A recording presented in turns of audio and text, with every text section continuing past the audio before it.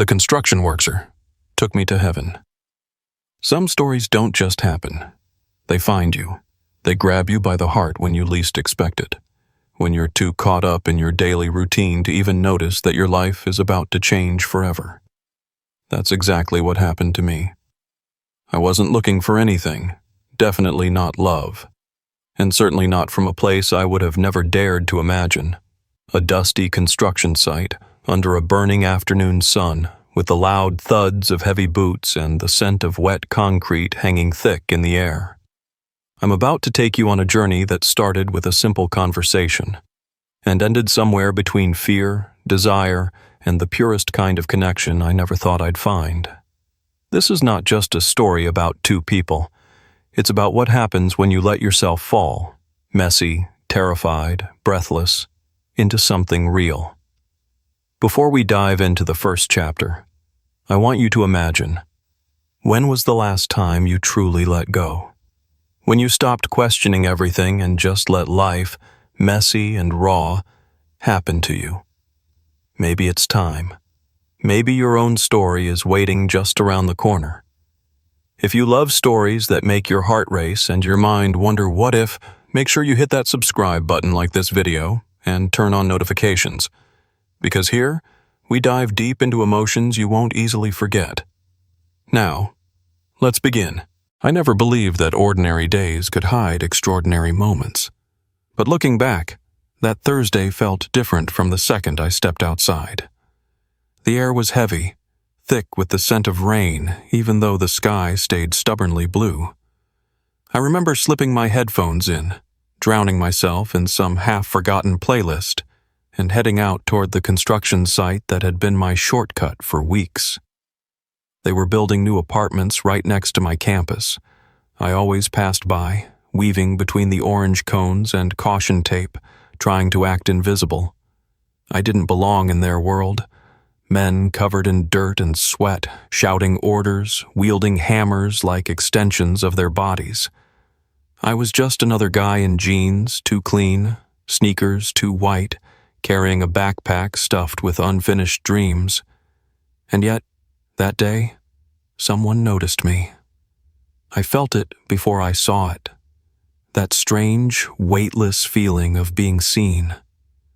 My skin prickled, and when I glanced sideways, there he was, standing a few feet from the fence, wiping sweat from his forehead with the back of his hand. He was taller than the others, broader too. His construction vest was unzipped, hanging loose over a bare chest that looked almost impossibly solid. Sunlight caught the beads of sweat on his skin, making him look like he was carved out of something raw and untouchable. I quickly looked away, heart racing for no good reason. Or at least, that's what I told myself. The next few steps felt heavier. I could feel his eyes following me, burning into the back of my neck, reading every nervous twitch. Maybe it was all in my head. Maybe it was nothing. But when I dared a second glance, he was still looking. And then, he did something that sent a shock straight through my chest. He smiled. It wasn't the kind of smile you give to strangers.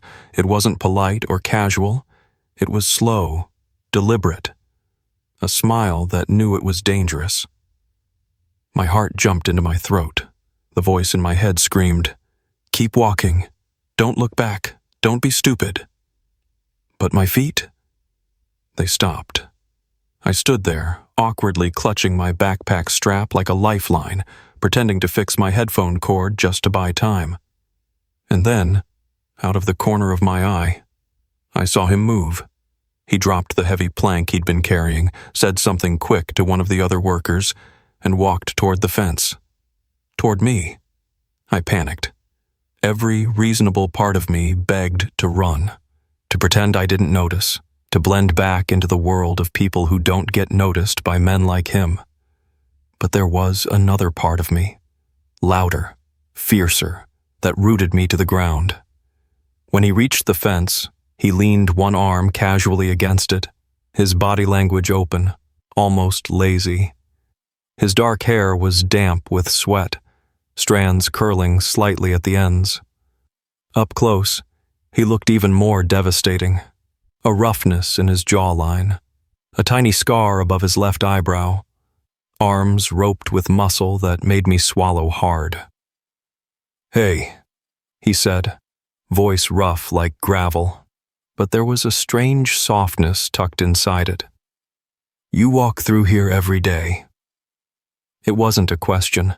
It was a statement, almost like he'd been waiting for me to notice that he had noticed. I nodded, my mouth suddenly dry. "Yeah. Shortcut to campus." He smiled again, slower this time, like he had all the time in the world. "Name's Daniel," he said, offering a hand through the gap in the fence. I stared at it for half a second too long before forcing myself to move. His hand was warm, calloused, and it lingered against mine just a beat longer than necessary. "I'm Eli," I managed to say, barely above a whisper. He tilted his head, studying me in a way that made my stomach clench. "Eli," he repeated, tasting the name like it mattered. "Nice to finally meet you." Finally? How long had he been paying attention? Before I could find the courage to ask, one of the other workers called out to him. Something urgent I couldn't quite catch. Daniel didn't look away from me immediately. He held my gaze for a second longer, then winked. Actually winked. And just like that, he jogged back toward the site, leaving me frozen in place, heart pounding like I'd run a marathon. That night, I couldn't sleep. Every time I closed my eyes, I saw the sweat shining on his skin, the way he'd smiled like he knew every thought racing through my mind. I knew that something had shifted between us. But what scared me more than anything was that deep down, I wanted it to. I had no idea that the next day everything would change. In a way, I wasn't ready for it all. The next day I tried to tell myself it didn't matter, that it was just a smile, a wink, a coincidence, nothing more. But deep down, I knew better. I woke up feeling raw, restless. My body moved through the morning on autopilot, brushing my teeth, throwing on clothes. But my mind was stuck somewhere else. Somewhere by that construction site. Somewhere near the place where Daniel's eyes had lingered a second too long on mine. By the time I approached the fence again, my heart was already racing like it knew something I didn't. I kept my gaze low, pretending to be lost in my phone, pretending that today would be just another day. But Daniel had other plans. He was already there, standing at the same spot where we'd spoken yesterday, like he'd been waiting.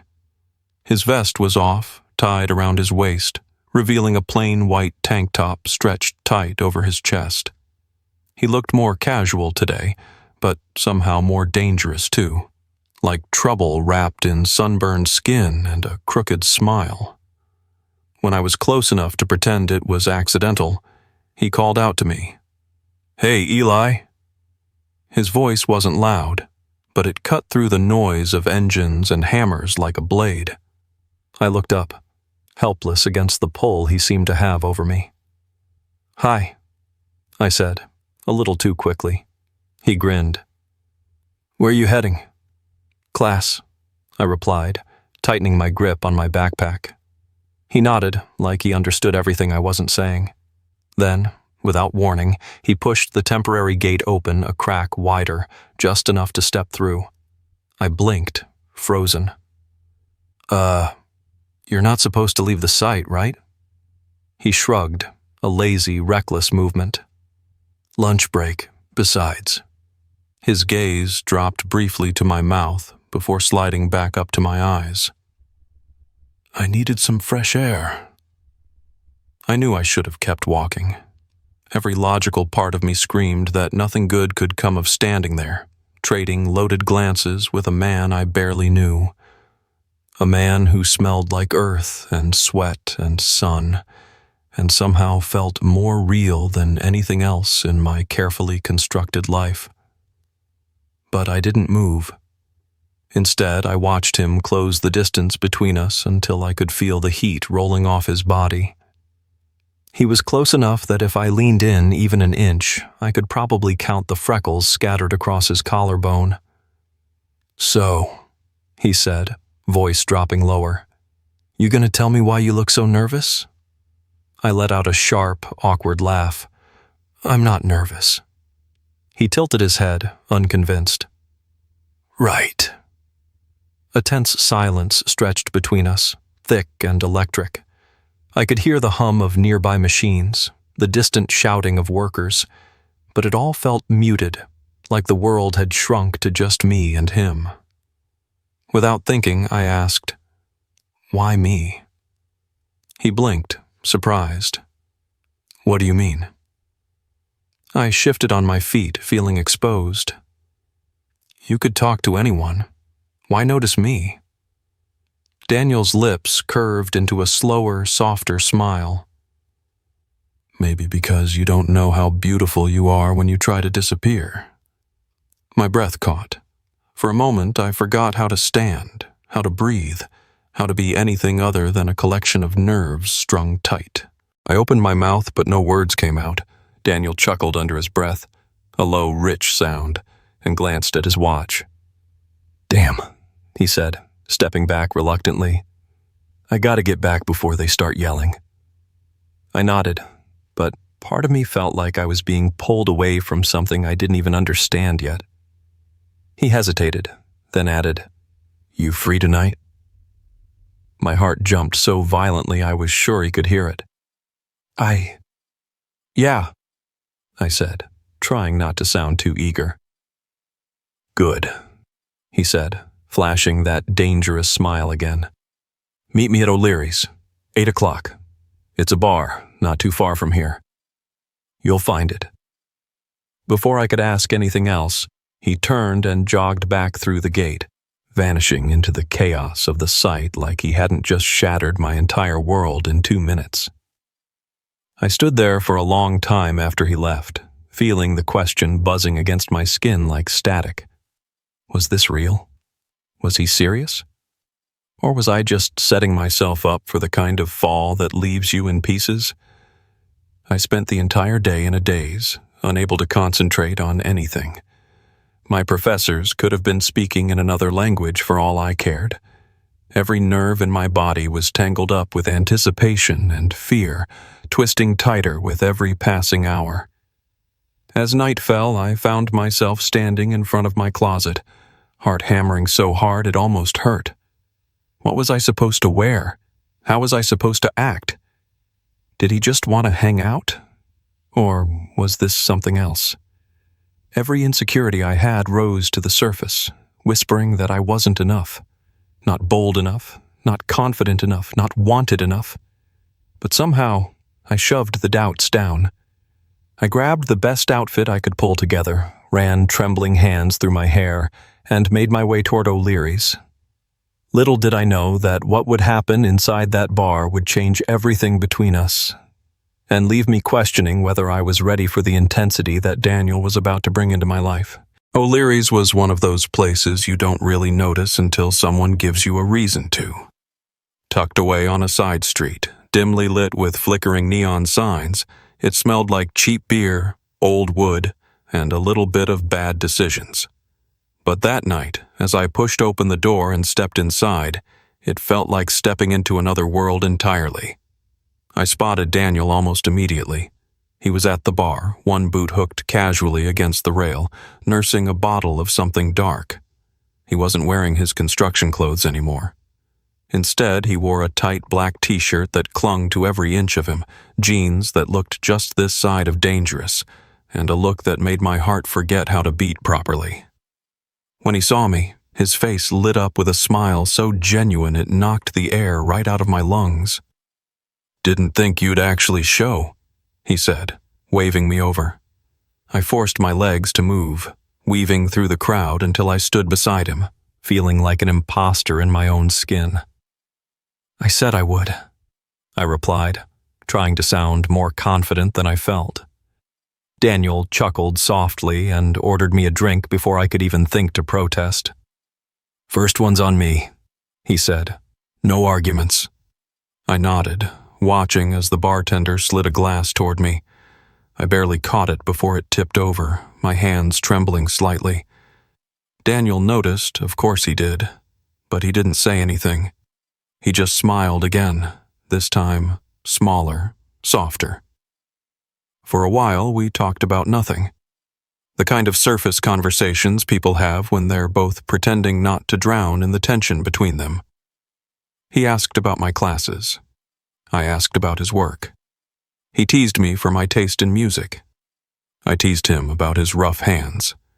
And underneath it all, there was this unspoken current, growing stronger with every glance, every accidental brush of fingers against the sticky bar top.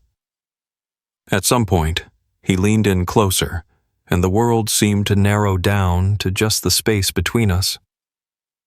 "You always this shy?"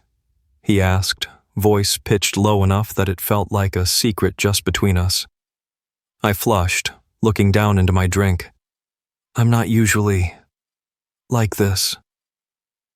"Like what?" I swallowed hard, trying to find the right words. "Nervous. Around someone." Daniel was quiet for a beat. When I finally dared to look up, his expression had changed. There was something raw there now, something that made my pulse stutter. "Don't be," he said quietly. "I'm not here to hurt you." It should have made me relax. It should have eased the tight knot in my chest. Instead, it made me want him even more. The rest of the night passed in a blur of too bright lights and too loud music. We drifted away from the bar eventually, finding a booth in the back where the noise was just a dull throb. Daniel sat close enough that our knees brushed under the table, and every time it happened it felt deliberate, like he wanted me to feel it, like he wanted me to know. At one point, he reached across the table to grab a napkin and his fingers grazed mine. Just a fleeting touch, the lightest brush of skin against skin. But it was enough to send a jolt through me, sharp and electric, leaving my entire hand tingling. I looked up at him, startled, and found him already watching me. Not smiling this time, serious, intense, like he was reading thoughts I didn't even know how to form. Neither of us said anything. We didn't have to. The silence between us wasn't empty. It was full of possibilities, of questions neither of us were brave enough to ask yet. Eventually, he glanced at the clock on the wall and grimaced. "Gotta be up early," he said, voice rougher now, regret threading through it. "Yeah," I breathed, feeling like I was waking up from a dream I hadn't realized I was inside. He stood up, towering over me, and for a second I thought that was it, that we'd part ways like two strangers who almost found something. But then he held out his hand. "Come on," he said, like it was the easiest thing in the world. I took it without thinking, letting him pull me to my feet. His grip was warm, steady. I didn't realize we were still holding hands until we stepped outside into the cool night air, and even then, he didn't let go. We stood there for a second, under the weak glow of a flickering street lamp, neither of us sure what to do next. Then, slowly, carefully, Daniel reached up and tucked a loose strand of hair behind my ear. A gesture so intimate, so gentle, it stole the breath from my lungs. "Your trouble, Eli," he said, voice low and almost laughing. "I can feel it." I wanted to say something, anything. But before I could find the words, he leaned in. Not enough to kiss me, but enough that I could feel the heat of his breath against my mouth. "You have no idea," I whispered, surprising both of us. And just like that, Daniel smiled, close enough that I could count every tiny freckle on his nose. Then he said, "Maybe it's time I find out," and started to close the distance between us. But just as his lips were about to brush mine, a car screeched loudly nearby, headlights flashing across us, making him pull back instinctively. leaving me standing there, heart hammering against my ribs, desperate and breathless. Was he going to kiss me? Was I ready for it? Or was I about to fall into something much bigger, much deeper than I ever expected? The walk home was a blur. I barely remembered saying goodbye, barely registered the casual way Daniel ruffled my hair before jogging back toward his truck, leaving me standing there, feeling like my whole body was on fire. I kept replaying it in my head, the near kiss, the way his fingers had brushed my skin, the look in his eyes like he wanted something more, something dangerous. It didn't make sense. None of it did. Men like him didn't look twice at guys like me. And yet, he had. The next morning, the world felt sharper somehow, louder, like I was suddenly tuned into a frequency I hadn't known existed. Every sound, every glance, every heartbeat felt heavier, loaded with meaning. I didn't plan on seeing him again so soon. Maybe part of me thought he'd forget, that the night at O'Leary's had been a fluke, that it was safer that way. But fate didn't care about what I was ready for. Around noon, my phone buzzed. A text from an unknown number. Daniel, come by the site if you can. Need to show you something. My heart flipped violently in my chest. I stared at the screen for way too long, arguing with myself. It was probably nothing. Maybe he found my wallet or something stupid like that. Still, my legs had a mind of their own. Within 15 minutes, I was standing outside the construction fence again, my backpack slung over one shoulder. My nerves stretched so tight I felt like I might snap in half. Daniel spotted me almost immediately. He waved me over, grinning that reckless, boyish grin that made my stomach twist into knots. I ducked under the caution tape and followed him around the side of the site, weaving between piles of lumber and equipment. I could feel the other workers' eyes on me, some curious, some indifferent. A few muttered something under their breath, but Daniel didn't seem to care. He kept walking, confident, like the world would move out of his way if he wanted it to. We stopped near the back, where a new wall was being framed in. Daniel turned around, and for a second the sun caught him just right, lighting up the sharp planes of his face, the soft brown of his eyes, the teasing smirk that always threatened to undo me. "You ever use a hammer?" he asked. I blinked, thrown off. Not really?" He laughed, the sound warm and easy. "Come here. I'll show you." Before I could argue, he grabbed a hammer from a nearby toolbox and pressed it into my hand. His fingers brushed against mine, lingering longer than necessary, sending a familiar spark racing up my arm. He positioned himself behind me, so close I could feel the heat of his body against my back. "Hold it, like this," he said, adjusting my grip gently. His voice was right by my ear, low and steady. "Now, swing." I tried. The nail bent sideways immediately. Daniel chuckled, low and rough. "Not bad. Needs a little work, though." He reached around me, guiding my arm with his hand. His chest brushed against my shoulders, solid and warm.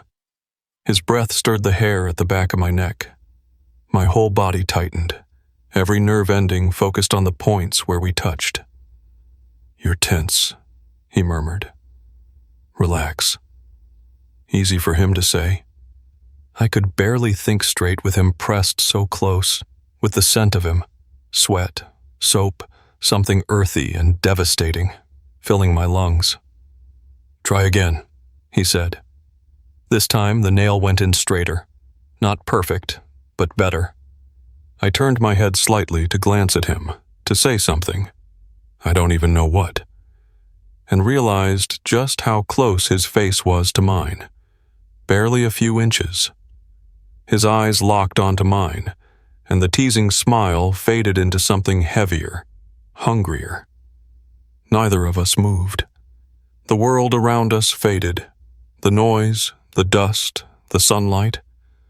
until there was only him and me and the unbearable magnetic pull between us. And then, "Daniel!" a voice barked from across the site. We both jolted apart like we'd been caught doing something we weren't supposed to.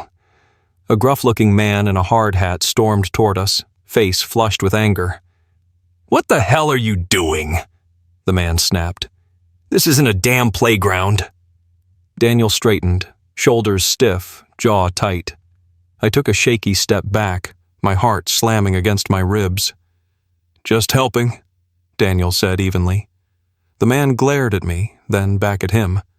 "You're here to work, not to play babysitter. Get back to it." Daniel didn't argue. He just nodded once, sharp and clipped.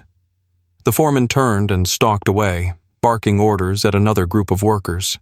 For a moment, Daniel just stood there, fists clenched at his sides. Then he turned to me, his expression unreadable. "You should go," he said, voice low and rough.